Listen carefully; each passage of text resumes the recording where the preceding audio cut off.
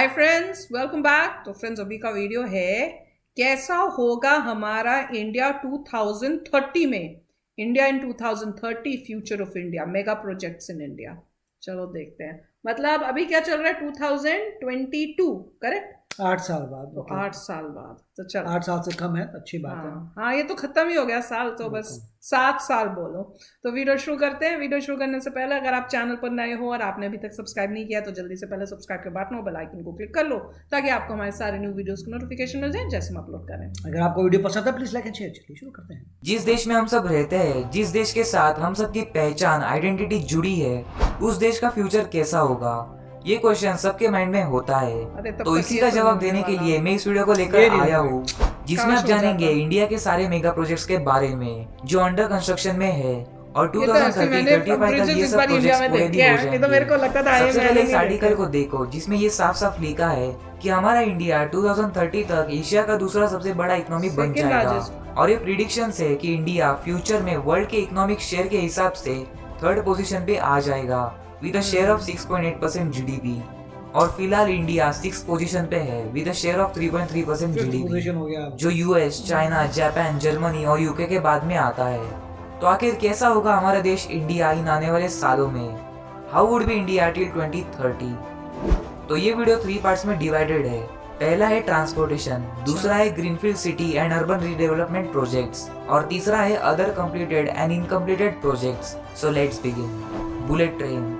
जितनी तेजी से इंडिया का डेवलपमेंट हो रहा है, उतनी रफ्तार से इंडिया में ट्रेन भी दौड़ेगी। Correct. हमारे प्राइम मिनिस्टर वो तो नरेंद्र दौड़ने मोदी शुरू हो और गई। जापान के प्राइम मिनिस्टर शिंजो आबे ने इस डील की अनाउंसमेंट की थी, जिसके कारण जापान ने इंडिया को 88,000 करोड़ रुपए का लोन दिया है, जिससे इंडिया में बुलेट ट्रेन का प्रोजेक्ट शुरू हो पाया है। इस प्रोजेक्ट की टोटल कॉस्ट 1,10,000 करोड़ रुपए है और इसमें से 20% हिस्सा खुद इंडिया फंड करेगा। ये बुलेट ट्रेन मुंबई से अहमदाबाद तक होगी और ट्रैवल करने में 2 घंटे लगेंगे, जो अभी तो 8 इसमें घंटे जाना है लगते यार, मैं हर हैं। बार और इस बोलती हाई हूँ। स्पीड रेल की टॉप स्पीड 350 किलोमीटर पर आवर्स की रहेगी। इसका 21 किलोमीटर का एक पैच पानी में से गुजरेगा। वही जाना ये है। प्रोजेक्ट 2020 में शुरू होकर Swimming 2023 के तक बाद। खत्म होने वाला तुमको swimming ही था और अभी करते रहना, मैं तो 2028 चला तक रहा। पूरा हो जाएगा। और अभी डिले तो होने के practice शुरू चलते करो इसकी ना। कॉस्ट भी बढ़ सकती है। चेनाब ब्रिज। इंडिया के जम्मू कश्मीर राज्य में दुनिया का सबसे ऊंचा रेलवे आर्क ब्रिज बन रहा है। चेनाब नदी पर बन रहे हमने इस देखा हुआ आइकॉनिक है। ब्रिज की लेंथ 1315 मीटर्स है और वही नदी से ऊपर की ऊंचाई 359 मीटर्स है। इस ब्रिज को बनाने में अब तक 10 साल से भी ज्यादा का समय लगा है और ये दिसंबर 2022 तक पूरा हो जाएगा। ये ब्रिज जोन 5 के हाई इंटेंसिटी के साथ अर्थक्वेक को भी झेल सकता है। ब्रिज को इस तरह से डिजाइन किया गया है Amazing. कि ये कम से कम मैं तो 120 जा ही साल नहीं तक सकती, टिका डर है। लगे। इस पर रेल की पटरियां इस तरह से बिछाई जाएगी My God. कि उस पर से train maximum 100 kilometre per hour की स्पीड से चल सके। ब्रिज के अलग अलग पार्ट्स को जोड़ने के लिए लगभग 584 किलोमीटर लंबी वेल्डिंग की गई है। आतंकवादियों और हमलों से ब्रिज को बचाने के लिए बहुत ही सेफ्टी ली गई है, क्योंकि ब्रिज से पाकिस्तानी बॉर्डर सिर्फ 65 किलोमीटर दूर है। वहाँ मौजूद चेनाब नदी के इतने ऊपर से ब्रिज को बनाना बहुत मुश्किल है, इसीलिए इसका कंस्ट्रक्शन इंडिया के किसी भी रेल नेटवर्क के सामने आने वाली सबसे कठिन चुनौती है। ब्रिज के केबल क्रेन की ऊंचाई 127 मीटर्स है, जो कुतुब मीनार से भी ऊंचा है, और वही फ्रांस के कैपिटल पेरिस के फेमस एफिल टावर से भी ये चेनाब ब्रिज ऊंचा है। और चेनाब ब्रिज के कंस्ट्रक्शन की कॉस्ट 1486 करोड़ रुपए है। New metro lines across cities. अभी के टाइम में टोटल 18 सिटीज में मेट्रो लाइंस है और उनमें से 13 सिटीज को ही इसका एक्सेस है। इंडिया के प्राइम मिनिस्टर नरेंद्र मोदी ने डिक्लेयर किया है कि 2025 तक इंडिया के 25 सिटीज में मेट्रो लाइंस होंगे। ये मेगा प्रोजेक्ट भी काफी इम्पोर्टेंट है इंडिया के हनुमान जी का देखना था यार, इस बार ही रह गया। कानपुर, अहमदाबाद, कोची, पुणे और पटना जैसे सिटीज शामिल है। New Pamban bridge. और गाइस, और एक ऐसा प्रोजेक्ट है जिसमें पंबन ब्रिज को रिकंस्ट्रक्ट किया जा रहा है, जिसमें एडवांस सिस्टम होगी, जिसके कारण ट्रेन और शिप्स दोनों एक साथ जा सकेंगे। और ये ब्रिज इंडिया का सबसे डेंजरस रेलवे ब्रिज है, जिसके बारे में पहले ही एक वीडियो बनाई है, जिसे आप चैनल पे जाके देख सकते हो। तो अब बात करते हैं रोडवेज प्रोजेक्ट की। दिल्ली मुंबई एक्सप्रेसवे। इंडिया के सबसे बेहतरीन एक्सप्रेसवे का कंस्ट्रक्शन अभी हो रहा है। यह हाईवे देश को एक अलग ही लेवल पर ले जाएगा। इसका टोटल कॉस्ट करीब 1 लाख करोड़ रुपए है। यह हाईवे एक्सेस कंट्रोल है, इसका मतलब कि इसके बीच में से कोई आ जा नहीं पाएगा। इसके बनने से 32 करोड़ लीटर फ्यूल बचेगा। कार्बन हम डाइऑक्साइड में भी जाएंगे कमी दिल्ली से आएगी, मुंबई। जो 4 करोड़ पेड़ लगाने जितना है, जो पर्यावरण के लिए अच्छा है। इस एक्सप्रेसवे के साइड में हर 500 मीटर पर रेन वाटर हार्वेस्टिंग सिस्टम होगा और इसके साइड में टोटल 40 लाख पेड़ लगाए जाएंगे। Very good. एक हेलीपैड भी बनेगा जिसके कारण इमरजेंसी में ये सब बहुत तो यूजफुल सुना हुआ है। होगा। एनिमल्स के बचाव के लिए इसमें 3.5 किलोमीटर की दूरी के बीच बीच में 3 ओवरपास भी बनेंगे। ये पास Ranthambore National Park, Bundi Ramgarh Tiger Reserve और कोटा मुकुंदरा मतलब हिल्स जानवरों टाइगर को रिजर्व के इतनी बीच होगी कॉरिडोर इनको पर यहाँ से बनाया निकलना है। जाएगा, मैं तो वो सोच जिससे के रहा हूँ। एनिमल्स यहाँ वहाँ आसानी से ट्रैवल कर पाएंगे। Very good. Delhi to Mumbai का सफर आने वाले समय में 12 से 13 घंटों में पूरा किया जा सकेगा। अभी मुंबई और दिल्ली का डिस्टेंस 1510 किलोमीटर है, वही एक्सप्रेसवे बनने के बाद 1380 किलोमीटर रह जाएगा और इस हाईवे में टोटल 8 लेन्स होंगे। इसे 12 लेन्स तक एक्सपेंड किया जा सकेगा और ये 2023 तक कंप्लीट हो जाएगा, जो इंडिया का सबसे लंबा और बिजिएस्ट एक्सप्रेसवे बन जाएगा। हिमांग प्रोजेक्ट 19,300 फीट की ऊंचाई पर बन रहा ये रोड लद्दाख के सासोमा से लेकर सासिर को कनेक्ट करेगा। ये critical बहुत है। बार ये रोड सर्दियों में बर्फ की वजह से बंद हो जाता है। ये काराकोरम माउंटेन रेंज में तो है मुझे लगता है और ऐसे यहीं पर बहुत इंडिया और के बॉर्डर चाहिए। रोड्स ऑर्गेनाइजेशन ने दुनिया का इसी सबसे टाइप के ऊंचा रोड का काम पूरा कर दिया है। ये इंडिया और चाइना के डेमचौक एरिया में है, जिसे चाइना को परेशानी हो रही है क्योंकि इस रोड की वजह से अब इंडियन आर्मी उन एरियाज में जा सकेगी जहाँ पर जाना बहुत हार्ड था, जिससे कनेक्टिविटी और बढ़ेगी और लद्दाख को अच्छे से कंट्रोल किया जा सकेगा। और ये रोड बन गया है world's first motorable road through the glaciers, जो है Himalaya. World first Mumbai trans harbour link, जिसे Sewri Nhava Sheva trans harbour link भी कहते हैं, मुंबई में इंडिया का सबसे लंबा सी ब्रिज बनने वाला है, जो 21.8 किलोमीटर लंबा है और इस प्रोजेक्ट की कॉस्ट 17,843 करोड़ रुपए है। इसमें से 16.5 किलोमीटर का हिस्सा समुद्र में होगा और बाकी जमीन पर। MMRDA ने प्रोजेक्ट को नवंबर 2017 में अनाउंस किया और इसका कंस्ट्रक्शन अप्रैल 2018 में शुरू हुआ और एक्सपेक्टेड है कि ये प्रोजेक्ट अक्टूबर 2023 तक कंप्लीट हो जाएगा। 2020 और इसके फीचर्स की बात करें तो इस ट्रांस हार्बर लिंक से बहुत ही कम समय में मुंबई से नवी मुंबई जा पाएंगे और इस सेवरी साउथ मुंबई से थाने क्रीक को क्रॉस करके नॉर्थ में चिरले विलेज नवा शेवा तक बनेगा। इस हाईवे में 6 लेन्स होंगे और ये मुंबई पुणे एक्सप्रेसवे को भी कनेक्ट करेगा। Very nice. Mumbai coastal road, Mumbai ये में कोस्टल कितने रोड सारे 8 हो रहे लेन्स हैं। का होगा। ये रोड मुंबई के वेस्टर्न कोस्ट लाइन को कनेक्ट करेगा, मुझे jealousy साउथ हो में रही है। मरीन लाइंस और नॉर्थ में कांदीवली तक। इस प्रोजेक्ट की कॉस्ट 12,000 करोड़ रुपए है और यहाँ से हर दिन करीब 1,30,000 गाड़ियाँ जाएगी।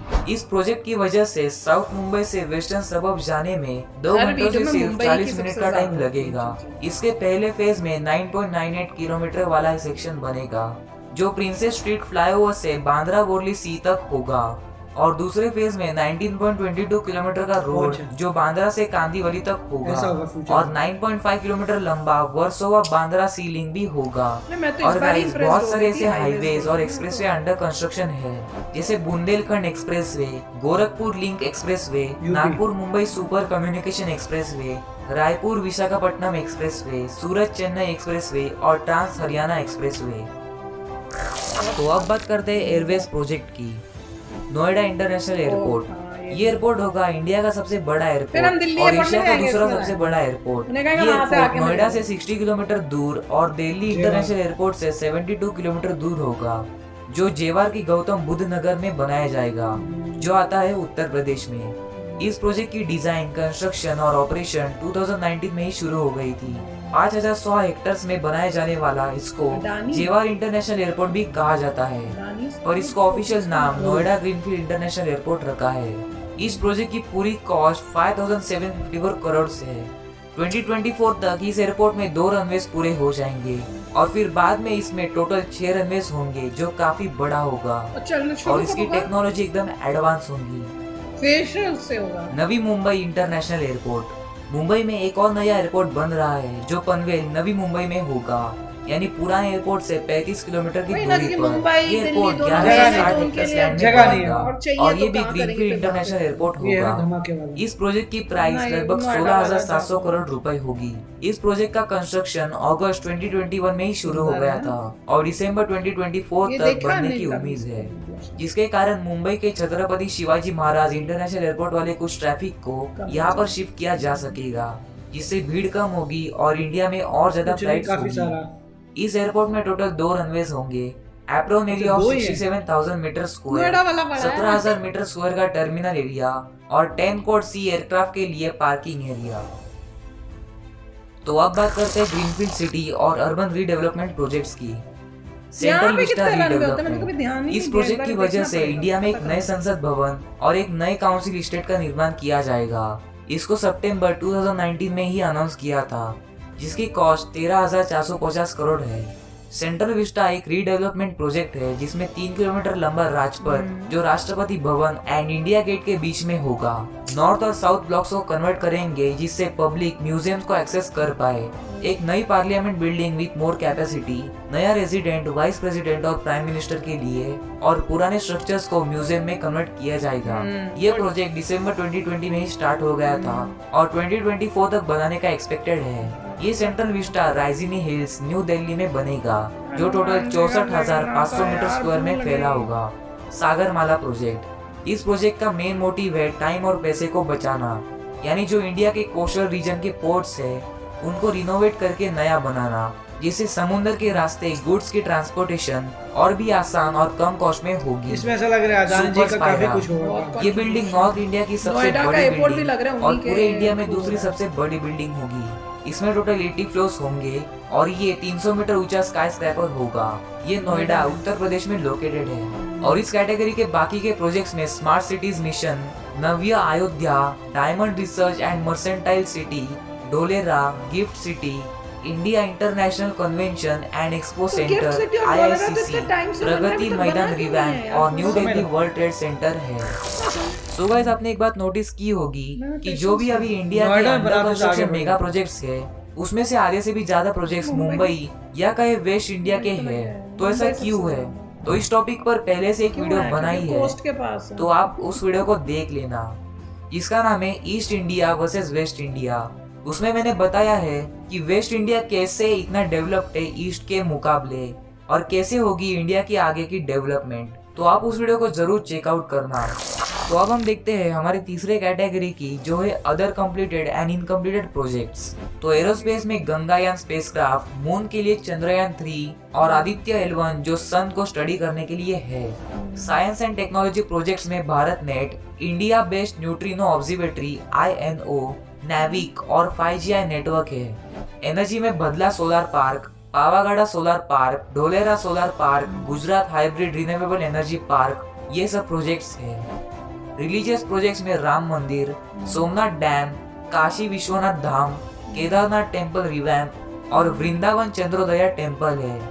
स्पोर्ट्स प्रोजेक्ट में तो अपना नरेंद्र मोदी स्टेडियम है, जो दुनिया का सबसे बड़ा स्टेडियम है कैपेसिटी वाइज, और ये गुजरात में है। रिक्रिएशनल प्रोजेक्ट्स की बात करें तो उसमें statue of unity, statue of belief और स्टैचू ऑफ इक्वालिटी, ये सब प्रोजेक्ट्स हैं। तो गाइस, आपको इस टॉपिक पर क्या लगता है? क्या हमारा इंडिया 2030 तक एक मॉडर्न और डेवलप कंट्री बन जाएगा? अपना जवाब कमेंट्स में जरूर ऐसा वाला नहीं है। बताना। तो इस वीडियो में इतना ही। ये भी अगर आपको होएगा वीडियो यार, थोड़ी अभी सी यहाँ नहीं हुआ इन्फॉर्मेटिव तो लगी फिर तो वहाँ लाइक कैसे कर भी दो होएगा। हमारे और बाद फ्रेंड्स के यार। साथ ये वीडियो जरूर शेयर करना। एंड अगर आप BD Facts चैनल पे न्यू हो तो सब्सक्राइब कर दो, क्योंकि इस चैनल पर आपको ऐसी बहुत ही अमेजिंग वीडियोस देखने को मिलेगी। तो मिलता हूँ एक और न्यू इंटरेस्टिंग वीडियो के साथ। तो अभी के लिए tata, bye bye and thank you for watching this video. तो फ्रेंड्स, ऐसे वीडियोस देखने में बहुत ही मजा आता है। बस यही होता है यार, जल्दी बन जाए ताकि हम देख सके। और इस बारी बाबा वो हनुमान जी का मंदिर दिखा रहे थे ना, मैंने पक्का सोचा था कि दिल्ली में रह के ये देखना ही देखना है, क्योंकि जब लास्ट टाइम मेरे ख्याल से गई थी तब ये बन रहा था। और अब इस बारी मम्मी ने सजेस्ट भी किया था, क्योंकि जब हम लोग बीमार हुए ना तो मम्मी ने कहा कि अब बाहर दूर तो जा नहीं सकते, प्लान तो थे बहुत इधर उधर भी जाने के, पर सब वो तबीयत खराब, गर्मी इतनी थी तो इसलिए कई प्लान्स नहीं हो पाए। तो मम्मी ने कहा था कि यहाँ पे तुम लोग चले जाना। मैंने कहा था हाँ वो देखना है। उसके बाद पता नहीं कैसे दिमाग से उतर गया, क्या हुआ याद ही नहीं रहा। और आज पूरा बन जाएगा तब ये जाएंगे। तो बन चुका है यार। फिर तो रह गया क्योंकि बीमार थे। हाँ, क्योंकि बीमार हो गए, टाइम पता नहीं कैसे यूं चला गया हमारा टाइम। नहीं, बहुत अच्छा पर ये वीडियो है। प्रोजेक्ट्स जो भी बना रहे हैं ना, कमाल के कमाल प्रोजेक्ट्स हैं और तब मज़ा आ जाएगा। स्पेशली मुझे लग रहा है नोएडा में तब जाके रहेंगे, क्योंकि नोएडा जो पास ही है। हाँ। नहीं, ऐसे करेंगे ना इस बार, अब नेक्स्ट टाइम जब तक ये जब बनेगा तो जाएंगे दिल्ली एयरपोर्ट पे नहीं जाएंगे, नोएडा के एयरपोर्ट पे उतरेंगे, Most likely. वहीं पे रह लेंगे होटल में 1-2 दिन, और फिर इनको पापा मम्मी को और कहेंगे आके ले लो हमें। मेट्रो से जो है घूमेंगे और हाँ। वापस वहीं पर आ जाएंगे होटल में। हाँ। ऐसा हमने कई सिटीज में किया हुआ है, पेरिस वगैरह में, जिसमें आप एयरपोर्ट में उतरिए, उन्हीं की वहाँ से मेट्रो लीजिए, मेट्रो लेके पूरी आप सिटी उनकी देख लीजिए और रह रहे हैं आप एयरपोर्ट के साथ ही। सिमिलरली मेरे ख्याल से वही फिलॉसफी है, नोएडा इंटरनेशनल एयरपोर्ट पे उतरो, वहीं पर ही होटल करो बढ़िया, वहाँ से मेट्रो से सब कुछ देखो एंड बैक टू देयर। हाँ, पर एक चीज है कि भैया मोस्ट ऑफ दीज जो थे मेगा प्रोजेक्ट्स मुंबई के पास, मुंबई में बड़े हो रहे हैं। बताओ भाई क्यों हो रहे हैं? ये क्या बात है? ये नाइंसाफी क्यों? सिटी अगर आप देख रहे हैं फाइनेंशियल कैपिटल है और एक पॉलिटिकल कैपिटल है, तो आप फाइनेंशियल कैपिटल, पॉलिटिकल कैपिटल में तो इन्वेस्टमेंट होगा ही। सिर्फ होप ये है कि दोनों जगह जो है अगर बीजेपी की मैनेजमेंट आ जाए तो और तेजी से आगे बढ़ेंगे। वो तो है भाई। इस बारी जो हमने जब आगरा गए हैं और हमने हाईवेज यूज किए थे, वो जो मजा आया ना, वो अमेजिंग था बिल्कुल।